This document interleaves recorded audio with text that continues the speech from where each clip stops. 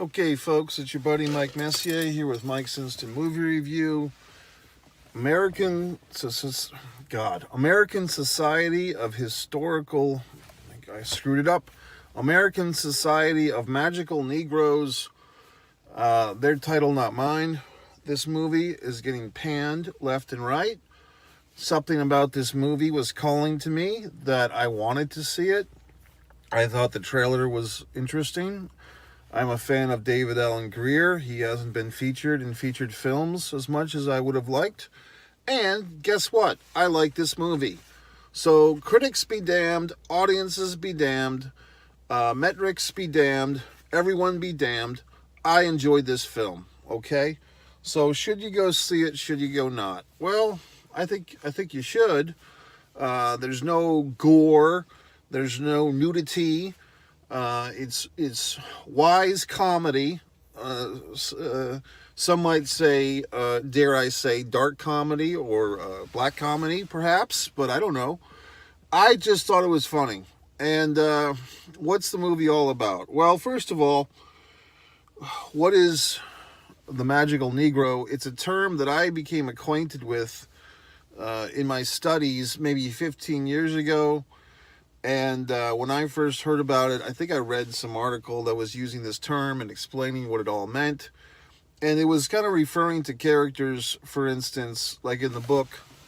And then I didn't read the book, okay? But the film, The Legend of Bagger Vance, I did see the film. Basically, Will Smith, I think this is around maybe 1998. In this movie, Will Smith plays a caddy to, I believe, the Bagger Vance was played by Matt Damon. I believe Bagger Dance was the golfer and the caddy was someone else. Or maybe I got that flipped. Maybe Will Smith's character was Bagger Dance. But in any event, the caddy is kind of like this spiritual buddy that's helping the main guy, white guy with this problem, which I think was just his fucking golf stroke, okay?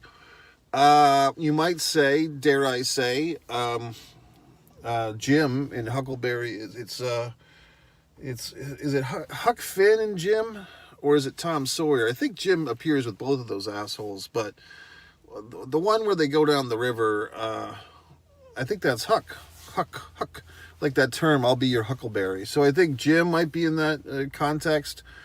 To an extent, perhaps, the John Coffey character, Michael Clark Duncan, I think he won an Oscar for that in The Green Mile. You might say that's...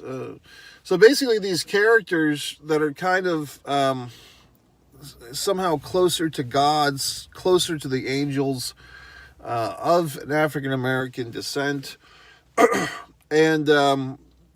oftentimes these characters are there to give some type of spiritual insight to the white character in trouble, in peril. The white character that needs to figure some shit out, can't do it on their own, so they bring in the spiritual Negro, or the magical Negro in this case. And you might say the reverse of this is the white savior character, which other films have been accused of having. There was one recently, I think Dune 2, there's some, claims that this is a white savior complex film. Now, at some point you have to say, and there is a point where you say, well, gee whiz, if every fucking character is going to be classified by the color of their skin, their pigmentation, the melatonin in their skin color, how can we have any characters? You know what I mean? If every goddamn character is just going to be reduced to some type of classification, then how are you going to write anything? Well, that's a good point. See, I'm full of good points. However, there does seem, if you go through the catalog of popular media, there does just seem to be a disproportionate amount of characters that have like this, spiritual or magical essence. And hence we have this term, okay, which I did not invent, but I have been aware of this term. In fact, in my own wonderful screenwriting, of which I am a wonderful screenwriter, I'll say that, one of my screenplays, God is My Best Friend, there is a joking reference to the term I use the term in that script spiritual Negro, not magical Negro. I believe. I'm trying to remember which term I use, because to me they're kind of interlaced, or one could be used for the other, or whatnot. That was the character of Moses saying that to the character of Jude. It's a very funny script. If any film producers are watching this video, you should buy it from me, so then I don't have to worry about it. And I can go on with other wonderful scripts. In any event, let's get back to this movie. This movie has been getting panned and dismissed, and I don't understand why. Although I might speculate. Let me speculate on why people are not enjoying this movie. It could be I don't know. I mean, I think maybe it's just because the term, you do have to kind of be someone who has a certain amount of literary knowledge, or knowledge of these types of things, like these types of, because this is kind of like a literary commentary, this concept of the magical Negro. It's kind of like, I don't know who came up with it in the first place, but if you weren't familiar with the term, it might be offensive, or you might be confused, or why are they using the word Negro instead of, and even the character in the movie says that, black people, why? Well, I don't have all the goddamn answers, okay? You could say, why isn't the NAACP change their title of their acronym, their association? I don't have all the answers, folks. So, for me, this movie, I thought effectively deals with this topic. It might be hard to talk about, might be hard to laugh about. I thought it was good. I like David Alan Grier. I think of all the folks in Living Color, 30 years ago, I guess maybe 35, David Alan Grier, probably in my book, one of the most talented, and I don't think him and Tommy Davidson, I don't think they've had their, in my opinion, share of good fortune in this crazy world. I think those were two of the best guys on that show, and they were not Wayans, they were not Jim Carrey, they were not J-Lo, but I thought those two guys, Tommy and David Alan Grier, were both really awesome. So it's nice to see David Alan Grier with a very strong role in this movie. He kind of is our gateway into the world of the magical Negro society. And I don't know. I just thought that the whole thing was funny.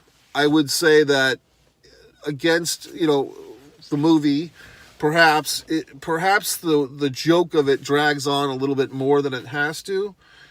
Perhaps the movie is maybe 10 minutes longer than it needs to be. I don't know what specific 10 minutes I would cut out, but it could have been tightened a tad. Spoilers. We do have this kind of love triangle going on. The actor that kind of played the entitled white guy, he was recently on a show that I watched. I kind of, what's that term? When you watch a show all at once. God, I'm losing my mind.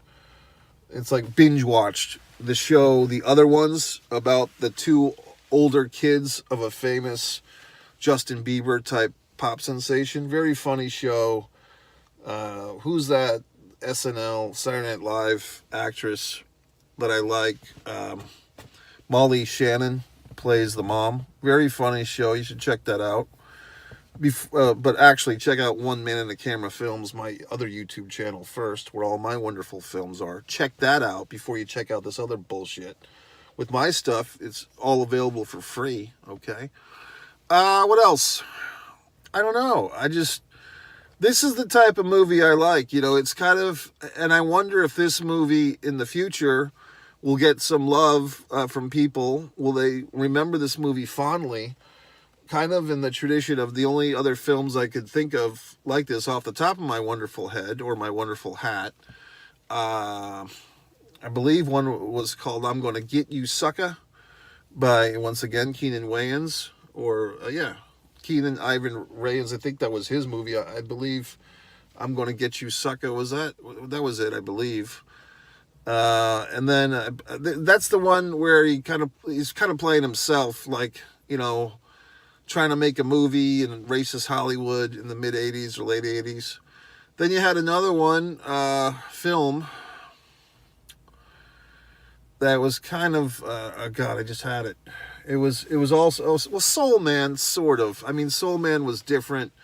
That's going back to the late 80s. But that tried. I mean, some people don't like that movie. I thought there was some merit to it. C. Thomas Howell plays a rich white guy who's graduating high school. I think he wants to go to Harvard. He's been accepted, but then his parents surprise him that they're not going to help him pay for it, and he has to pay for college on his own.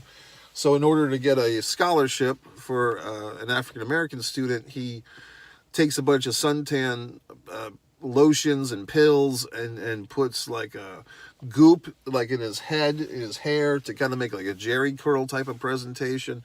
And he goes off to college and he falls in love with Ray Dong Chong and has fights with a professor played by James Earl Jones. I thought that movie was funny. A lot of people don't. But I thought there was another movie that I was thinking of. I mean, I guess if you really want to stretch, but I think this is kind of going to another type of district as far as the cinema world. School Days, Spike Lee's third film. No, actually, it was, I think it was his second film. Spike Lee's second film. This first film, She's Gotta Have It, and I think School Days was his second movie. A little bit different, but parody, social commentary, race relations, all these wonderful topics. You know, topics that perhaps people are uncomfortable with. But to me, I mean, if you're going to see, you know, a few years ago during 2020 when all these horrible riots were happening, protests, you know, people were losing their businesses, getting hurt in the wake of the George Floyd death. You can call it a murder, you can call it a death, whatever you want to call it. All these riots, there was I believe, I want to say Netflix series on about the Los Angeles 1992 Rodney King trial, protests and riots and so forth, and just the similarities, unfortunately, from 1992 to 2020, how much has changed? Not much, it seems, except more people have smartphones now to tape things that happen, these atrocities.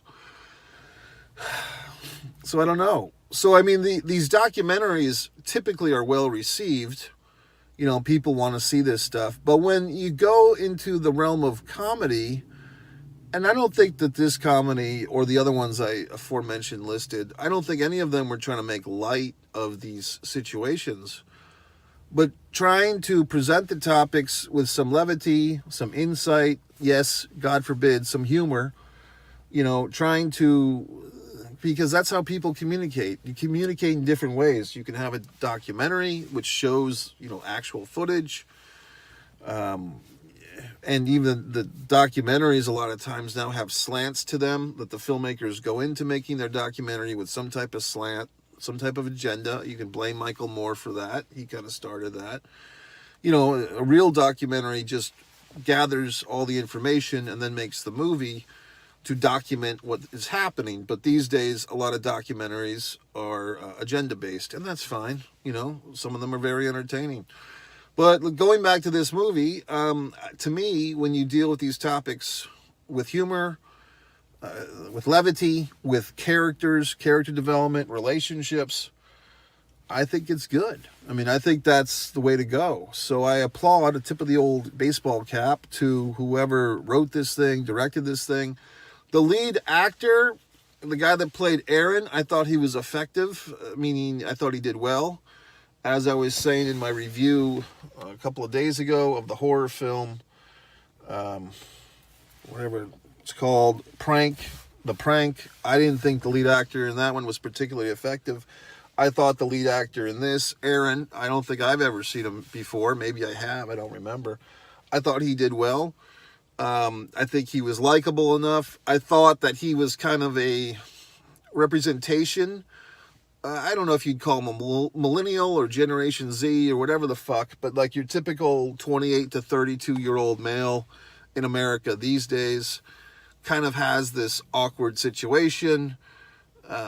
You're being told all these different things, told to to be a good guy, told to be a bad boy, told to do all these goddamn things. You can't figure it out. The love triangle I thought was interesting. And, look, I am obviously not black myself. However, being kind of put in this position where you're supposed to be subservient or put your goals and interests and agendas secondary to someone else, I can relate to that. Perhaps you can too. If you've ever been a friend of someone who's very self-centered, if you've ever been the younger sibling of someone who's always doing things and you're always kind of in the shadow, or whatever the fuck. I think a lot of people could relate to this, of all ethnicities. The magical elements of this film I thought were kind of fun. Spoiler. I would say that I thought they kind of cheaped out a little bit. They might have saved on some production values, because a big gimmick in this movie, if you've seen it, is that the girl, of course there's always a girl, she ends up at, she has like this little girl fantasy, or this woman fantasy, of being romantic on the top of the Empire State Building. It's like a little inside moment that she and the character of Aaron share. The guy, Jason, the white guy, doesn't quite fit into that little inside thing. And then at the end of the movie, Aaron kind of magically takes her to this top of the Empire State Building. And then when he kind of gets stripped of his magical Negroes status, the other guy, David Allen Greer's character, tells him, hey, you left the girl behind. You left her not in Los Angeles, but at the top of the Empire State Building. So for me, it would have been more heroic at that point for our buddy, our lead guy, Aaron, to have to like go from Los Angeles, go get on a fucking plane, go through all the bullshit in New York City, hop in a cab or a Uber or whatever the fuck they have now, a Lyft, and get to the top of the Empire State Building, where our, damsel in distress is still damseling and distressing. I thought that would have been a more heroic situation for our guy there. And, I probably would have done that had I been in charge of this whole thing, which I wasn't. The way that the movie handled it is basically our girl there, very lovely actress. I never saw her before either, but she leaves a bunch of messages for the voicemail of Aaron, and she basically finds her way home. Like, she gets from the Empire State Building off the top into the building, gets herself a cab to the fucking airport, buys her own ticket home, and flies home to LA. Although we get a little bit of a button at the end, once again, spoiler, that she's got a little bit of magic herself. She's in So Swag. I believe it was Society of Supportive Wives and Girlfriends, which I thought was a nice touch, because it was a callback to early in the film, maybe within the first 10 or 15 minutes, or maybe a little bit later. She drops her purse, and this kind of ring falls out of her purse that has So Swag, and then her and Aaron have a big chuckle about it. And we just think it's some just gimmicky type of, goofy, early 2000s shopping mall piece of junk jewelry, but in fact, it's a real thing. And if you think about it, that's another type of character, the girlfriend, the wife. I was making commentary once again in one of my other film reviews that, Marcia Gay Harden and the lady that was in some other movie I just reviewed with the redheaded people. God, what movie was that? But some movie I saw where like the people had red hair. The woman was always in the 90s playing like the wife of the girlfriend or whatever. So the point is, I thought the movie was good. I think like if you have a certain level of, I don't want to say film education. I don't think you need to be educated formally. But if you've just heard this term, if you've experienced shows, I'm trying to think of other examples, but I think I gave you the best ones. I think the Bagger Vance one is really the most clean example of this thing. I think you could see what I'm saying. Now, I mean, you could look at the Flintstones, and they had a little gizmo guy. I'm trying to remember, who's the little fucker on the Flintstones? The late seasons, Gazoo or some horse shit. The little green guy, I mean, you could say, the Magical Society of Green Guys or the American Society of Magical Green Guys. But he was kind of a pain in the ass, too, if you remember the green fucker that was always above their shoulders. And there's other characters, obviously, in other movies that were not Negroes or black people, whatever you want to say here, magical. Other ethnicities have been represented by this phenomenon of the spiritual character, the magical friend. So what can I say? I mean, but to me, I did get the joke going into it. I did appreciate it. I thought it was funny. Maybe you don't. Maybe you're one of the millions of people that are hashtagging this movie into oblivion, saying what dog shit it is. I don't quite get it, folks. I mean, if we're going to have all these wonderful, I mean, maybe it's just my YouTube feed, but it's always some type of debate, some type of Candace Owens or Officer Tatum or Bill Maher. Everyone's got these goddamned opinions. Why can't we have a nice movie like this where instead of, the seriousness of it all, we kind of, enjoy these topics and explore them with some humor. I fucking liked it. So what the fuck? I'm trying to think what else. I did like the opening setup of the movie where our guy, Aaron there, goes to the ATM and he's leaving. And obviously this, drunken kind of, white female who's been clubbing, it appears. She seems like she's a little intoxicated. And she needs help with the ATM. And I thought that the actor playing Aaron and on the direction and everything of the scene setup, you got to know what he's going through. He's looking around because he doesn't really want to help this lady with the ATM. But at the same time, he's thinking, well, I'm just trying to help her. She's asking me for help. Would it be rude to say no? But at the same time, you can tell by his acting that he is leery of this situation because he really doesn't want to be holding this woman's ATM card or her purse or anything. And then these, white bar guys come out of the shadows and they think that he's robbing her and so forth. And that's when David Allen Greer's character comes in and saves them and off to the races we go. So I thought that was a good setup.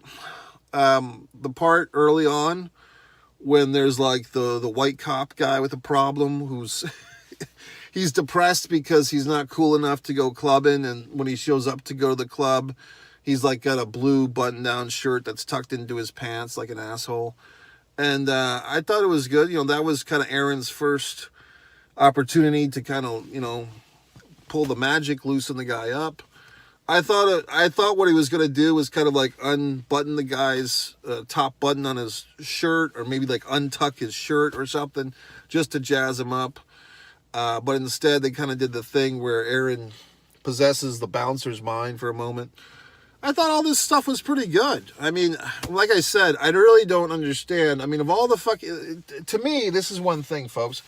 I pretty much am pretty forgiving of these films. I'm kind of an easy mark to like a film, but I do see once in a while a movie's getting crucified. Madam Web just a few weeks ago, maybe a month ago, was getting crucified, and I went to see it, and I thought it was fine. I thought it was like, hey, this is better than most of these comic book fucking movies. So I don't understand why certain films get shat all over, okay, like a Vince McMahon secretary, and some films don't. So I don't understand or comprehend why this American Society of Magical Negroes is getting crucified or harpooned or run through the muck. I mean, to me, it's comedic. It got a heart. It's taking on some tough topics in a different way.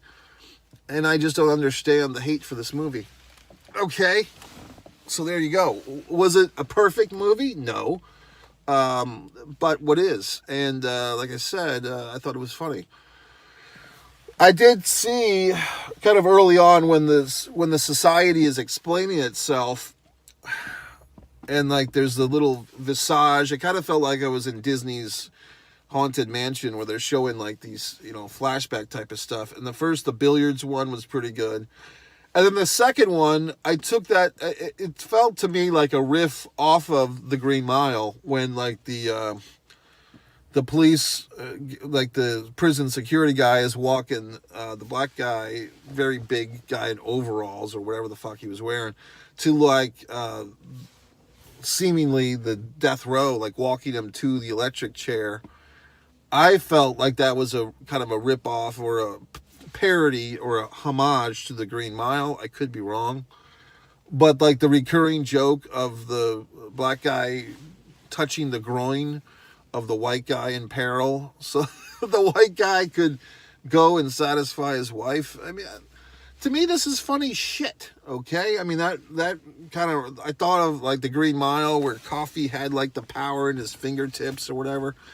I don't know. I saw the humor in all this stuff. I mean, maybe you have to be able to kind of put all these different literary and film references together, or maybe not. I don't know. Maybe everyone's just more advanced than fucking me and seeing the horse shit that this movie is, and I'm just seeing it as being gleams of genius or seeds.